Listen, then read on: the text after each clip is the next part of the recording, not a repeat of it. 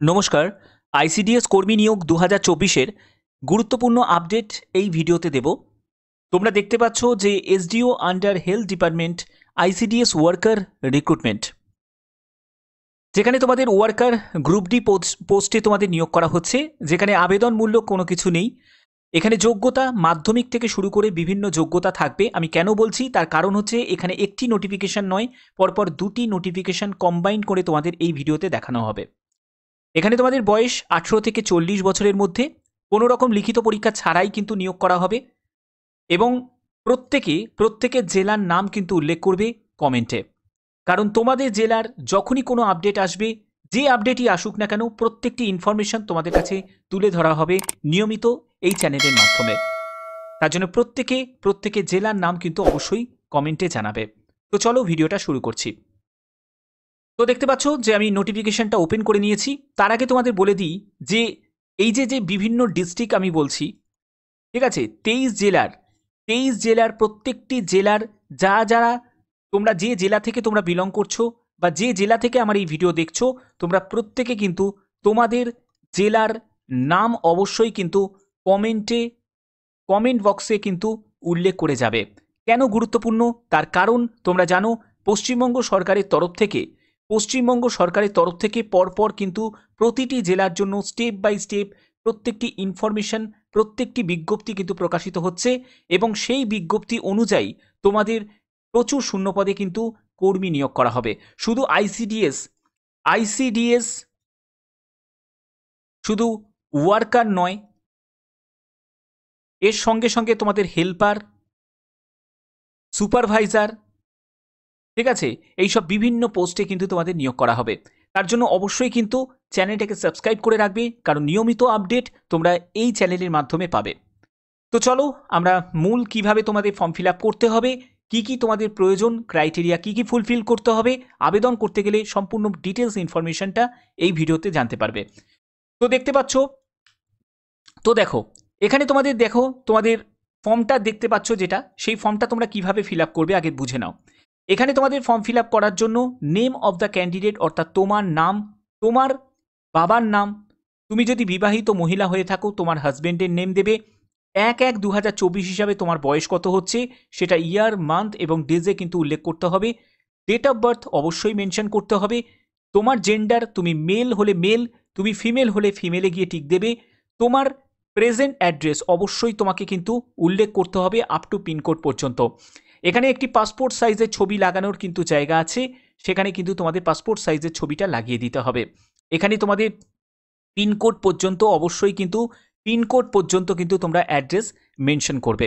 এরপরে হচ্ছে তোমাদের পার্মানেন্ট অ্যাড্রেসটা যদি সেম হয়ে থাকে তাহলে তুমি এখানে ডু বলে না লিখে এখানে সম্পূর্ণ ডিটেলসটা কিন্তু এখানে দিয়ে দেবে। তারপরে হচ্ছে তোমাদের কন্ট্যাক্ট নাম্বার, মানে মোবাইল নাম্বারটা অবশ্যই দেবে। মেল আইডি অবশ্যই তোমাদের দিতে হবে। তারপরে এডুকেশন কোয়ালিফিকেশান একেবারে তোমরা মাধ্যমিক থেকে শুরু করবে, উচ্চ মাধ্যমিক থেকে শুরু করবে, এরকম পরপর যত অবধি তোমার এডুকেশন কোয়ালিফিকেশান আছে সেটা কিন্তু তোমরা এখানে মেনশন করবে। আমি আগেই বলেছি পরপর দুটো নোটিফিকেশান তোমাদের দেখানো হবে, দুটো নোটিফিকেশান আমি কম্বাইন্ডে কিন্তু দেখাচ্ছি।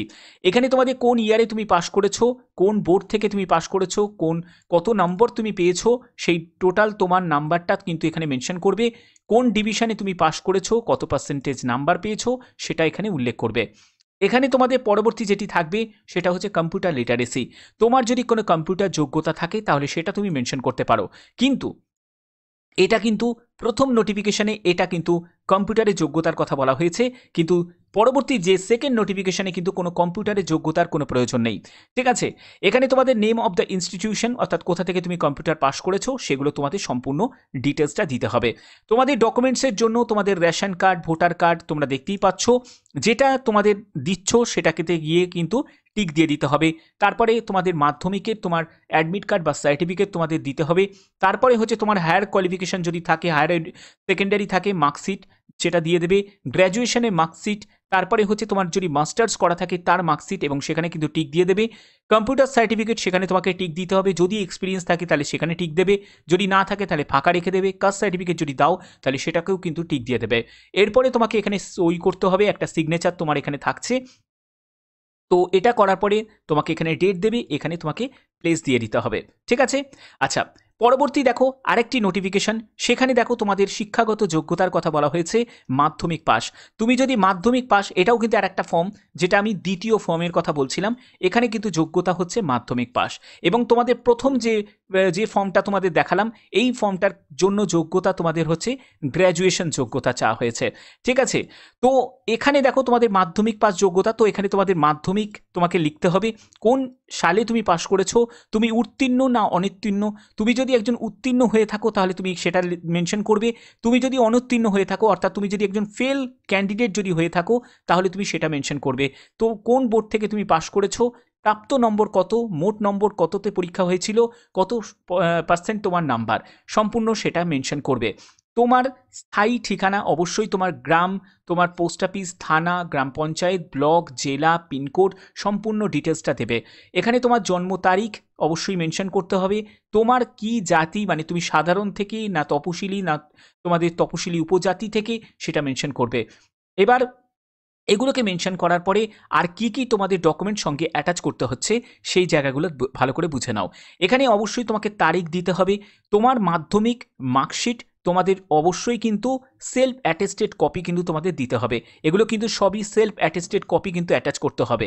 এবার হচ্ছে তোমাদের মাধ্যমিকের অ্যাডমিট কার্ড, সেটাও কিন্তু সেলফ অ্যাটেস্টেড তোমাদের লাগবে। ভোটার কার্ড আর রেশন কার্ড যে কোনো একটি হলেই কিন্তু হয়ে যাবে। 4, 5, 6 এখানে কিন্তু ফাঁকা আছে, এখানে কিন্তু তুমি চাইলে তোমার যদি আদার্স কোনো কোয়ালিফিকেশান থাকে সেটাও তুমি কিন্তু অ্যাটাচ করতে পারো। ঠিক আছে, এরপরে তোমাকে এখানে কিন্তু অবশ্যই সই করতে হবে।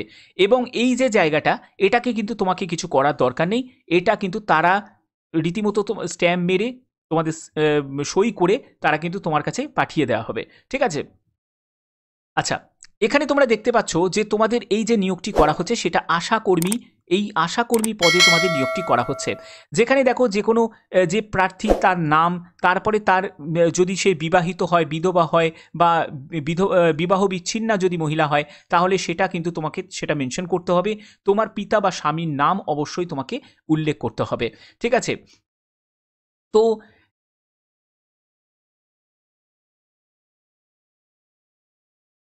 দেখো এখানে তোমাদের পরবর্তী দেখো যে ফার্স্ট নোটিফিকেশনটা তোমাদের যেটা দেখিয়েছিলাম, এই যে ফার্স্ট নোটিফিকেশানে তোমাদের ফর্ম ফিল আপটা দেখালাম, এখানেও কিন্তু তোমাদের যে ব্লক প্রোগ্রাম কোঅর্ডিনেটর আসার এর জন্য কিন্তু নিয়োগটি করা হচ্ছে এবং তোমাদের এই ঠিকানায় কিন্তু তোমাদের পাঠিয়ে দিতে হবে।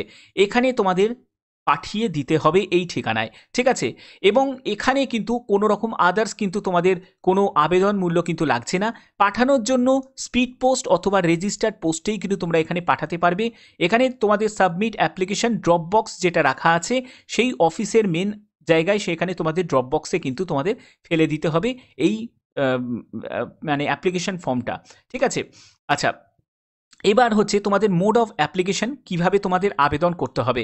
এখানে দেখতেই পেলে যে অ্যানেক্সার এ যে ফর্মটা তোমাদের ফিল আপ করা দেখালাম, এই অ্যানেক্সার এ ফর্মের সাথে তোমাদের প্রয়োজনীয় যাবতীয় ডকুমেন্টসগুলো কিন্তু তোমরা এখানে যেগুলো তোমাদের বললাম, যেগুলো তোমাদের এক এক করে যেগুলো বুঝিয়ে দিলাম সেগুলো কিন্তু তোমাদের প্রয়োজন আছে।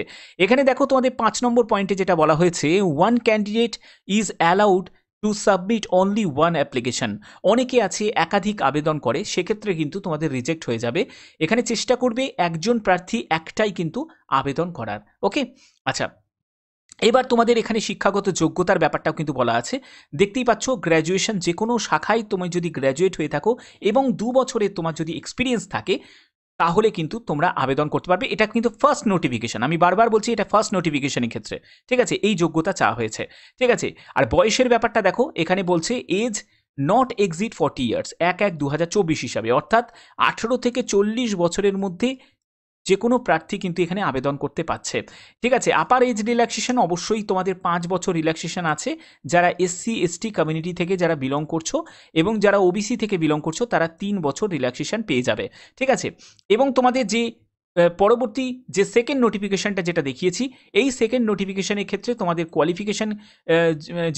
কোয়ালিফিকেশান যেটা প্রয়োজন, তো এখানে কিন্তু তোমাদের মাধ্যমিক দেখো, এখানে কিন্তু একটু অন্যরকম। এখানে হচ্ছে তোমাদের সেকেন্ড নোটিফিকেশানে দেখো তোমাদের 30 থেকে 40 বছরের মধ্যে সাধারণ প্রার্থীদের, আর তুমি যদি SC ST থেকে হয়ে থাকো তাহলে 22 থেকে 40 বছর। ঠিক আছে, এখানে দেখো ন্যূনতম যোগ্যতা হচ্ছে মাধ্যমিক উত্তীর্ণ বা অনুত্তীর্ণ। ঠিক আছে, এবং তোমাদের অবশ্যই সেই জেলার কিন্তু বাসিন্দা হতে হবে, অর্থাৎ যেটা তোমাদের সেকেন্ড নোটিফিকেশন দেখালাম সেখানে কিন্তু ঝাড়গ্রাম জেলার কিন্তু বাসিন্দা হতে হবে। ঠিক আছে, এর জন্যই বললাম তোমাদের কিন্তু অবশ্যই তোমাদের জেলার নাম কিন্তু অবশ্যই উল্লেখ করবে, কারণ তোমাদের জেলা থেকে যখনই কোনো আপডেট যখনই আসবে সেই ইনফরমেশন সবার আগে কিন্তু আমার চ্যানেলের মাধ্যমে তোমরা কিন্তু পেয়ে যাবে। আর এই চ্যানেলটি সম্পূর্ণ কিন্তু নতুন একটি চ্যানেল, কারণ এই চ্যানেলে কোনো রিপিট ভিডিও তোমরা দেখতে পাবে না, একদম নতুন নতুন যেসব আপডেটগুলো আসবে সেগুলোই কিন্তু তোমাদের কাছে তুলে ধরা হবে। তার জন্য এই চ্যানেলের গুরুত্ব কিন্তু প্রত্যেকের জন্য কিন্তু খুবই বেশি। আচ্ছা, এখানে দেখো তোমাদের কি কি লাগছে সেগুলো তোমাদের অলরেডি আমি বলে দিয়েছি, আবার তোমাদের বলছি। দেখো, শিক্ষাগত যোগ্যতার প্রমাণ হিসাবে যেহেতু তোমাদের সেকেন্ড নোটিফিকেশন এটা দেখানো হচ্ছে, যেখানে যোগ্যতা হচ্ছে মাধ্যমিক, তো এখানে মাধ্যমিকের তোমার মার্কশিট সার্টিফিকেট প্রয়োজন। তারপরে ডেট অফ বার্থের প্রুফ হিসাবে মাধ্যমিকের অ্যাডমিট কার্ড তুমি দিতে পারো, অথবা তোমাদের ডেট অফ বার্থ সার্টিফিকেট দিতে পারো। স্থায়ী বাসস্থানের ঠিকানা প্রমাণপত্র হিসাবে রেশন কার্ড, ভোটার কার্ড কিন্তু তোমাদের সবই কিন্তু তোমাদের জেরক্স কপি সেলফ অ্যাটেস্টেড করে কিন্তু প্রয়োজন। ঠিক আছে, এবার হচ্ছে তোমাদের কাস্ট সার্টিফিকেট, সেগুলো কিন্তু প্রয়োজন, এবং তোমাদের একটা 5 টাকার ডাক টিকিট লাগানো কিন্তু খাম, সেটা কিন্তু অবশ্যই তোমাদের অ্যাটাচ করতে হবে। এখানে 5ই ডিসেম্বর 2024 বিকেল 5টার মধ্যে কিন্তু তোমাদের আবেদনপত্র পাঠাতে হবে, তারপরে হলে কিন্তু আবেদনপত্র রিজেক্ট হয়ে যাবে। দুটো কিন্তু তোমাদের ঠিকানা থাকছে হেলথ ডিপার্টমেন্টের তরফ থেকে, এটা একটা ঠিকানা, এটা একটা তোমাদের জেলার, আর একটা হচ্ছে তোমাদের যেটা প্রথমে যেটা নোটিফিকেশন দেখালাম সেটার। ঠিক আছে, তো আশা করি এই জায়গাগুলো তোমাদের কাছে ক্লিয়ার করতে পেরেছি। তো এখানে কিন্তু যে জেলা থেকে তোমরা বিলং করছো তোমরা অবশ্যই কিন্তু তোমাদের জেলার নাম কিন্তু কমেন্টে জানাবে, কারণ জেলার তরফ থেকে যখনই কোনো আপডেট আসবে সেই ইনফরমেশন তোমাদের কাছে আমি পৌঁছে দেবো। তো এই ফার্স্ট অ্যাপ্লিকেশন ফর্মের সাথে তোমাদের কী কী ডকুমেন্টস তোমাদের প্রয়োজন হচ্ছে, যেখানে তোমাদের এই যে অ্যাপ্লিকেশন ফর্মের সাথে কী কী তোমাদের ডকুমেন্টস অ্যাটাচ করতে হচ্ছে, সেখানে হচ্ছে proof of resident, voter card, ration card, তারপরে মার্কশিট লাগছে।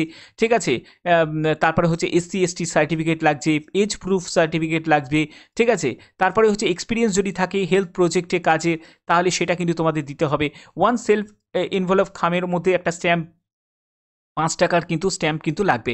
সিলেকশন প্রসেসের দিকে যদি যেতে হয়, তো প্রথম নোটিফিকেশন অনুযায়ী যেখানে যোগ্যতা গ্র্যাজুয়েশন, সেখানে দেখো তোমাদের যে শিক্ষাগত যোগ্যতা সেটা হচ্ছে অনুযায়ী কিন্তু তোমাদের অবশ্যই সেই অনুযায়ী একটা একাডেমিক রেজাল্ট কিন্তু তৈরি হবে, এবং experience in health project along with the test তোমাদের হবে, একটা রিটেন টেস্ট হবে 50 মার্কসের, তারপরে হচ্ছে তোমাদের কম্পিউটার স্কিল টেস্ট হবে 25 মার্কসের। এটা কিন্তু প্রথম নোটিফিকেশনে। ঠিক আছে, কিন্তু তোমাদের যে দ্বিতীয় যে নোটিফিকেশন, মানে এই যে নোটিফিকেশন দেখালাম, এখানে কিন্তু কোনো রকম রিটিন এক্সাম কিন্তু হবে না। ঠিক আছে, তো আশা করি এই ভিডিওর মাধ্যমে সম্পূর্ণ গুরুত্বপূর্ণ আপডেটগুলো তোমাদের কাছে তুলে ধরেছি। তো এরকমই গুরুত্বপূর্ণ আপডেট পাওয়ার জন্য অবশ্যই কিন্তু চ্যানেলটাকে সাবস্ক্রাইব করে বেল আইকনটাকে অল করে রাখবে। তো এখনের মতো এটুকুই, ধন্যবাদ।